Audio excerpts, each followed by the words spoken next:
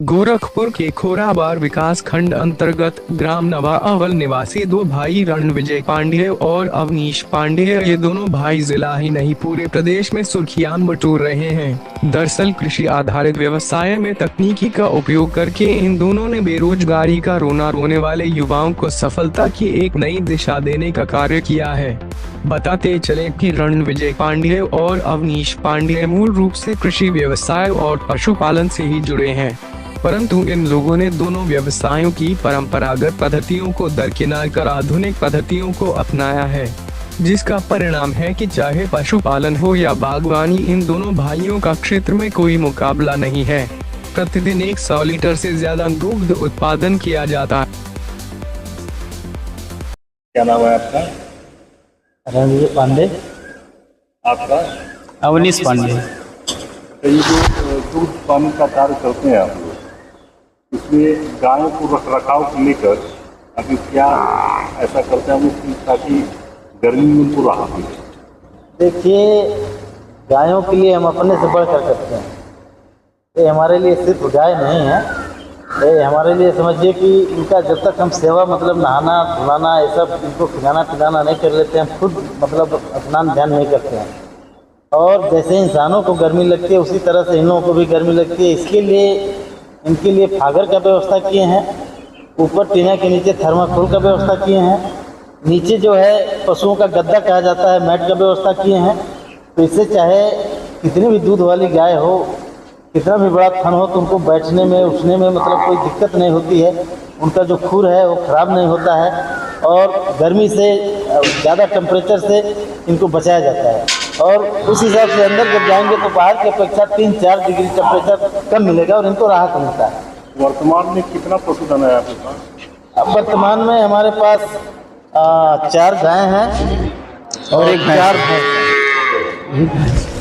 कुल कितना लीटर दूध उत्पादन कर लेते हैं आप? पर डे का हमारा 100 लीटर 100 लीटर का उत्पादन है, गाय और भैंस मिलाकर।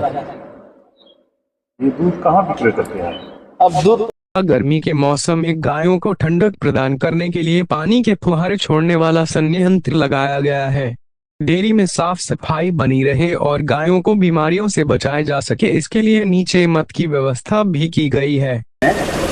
जिस तरह से इंसानों को गर्मी लगती है उसी तरह से जानवरों को भी लगती है।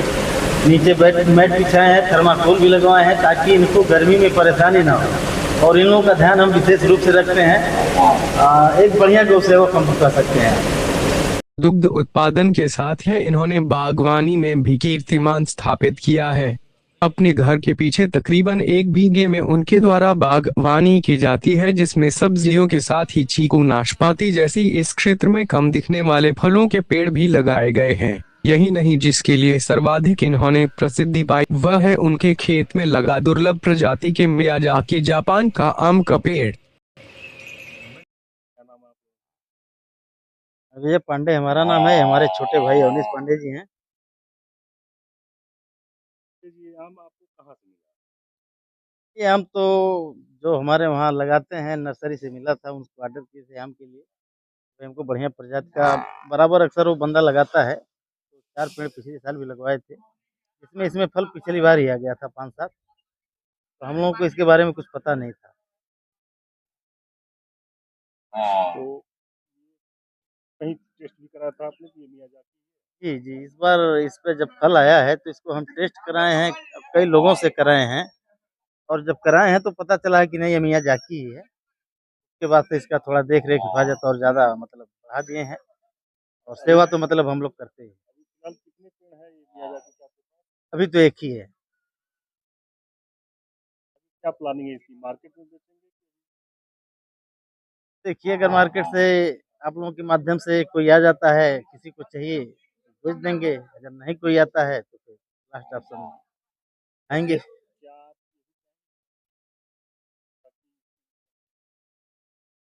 हम चाहेंगे।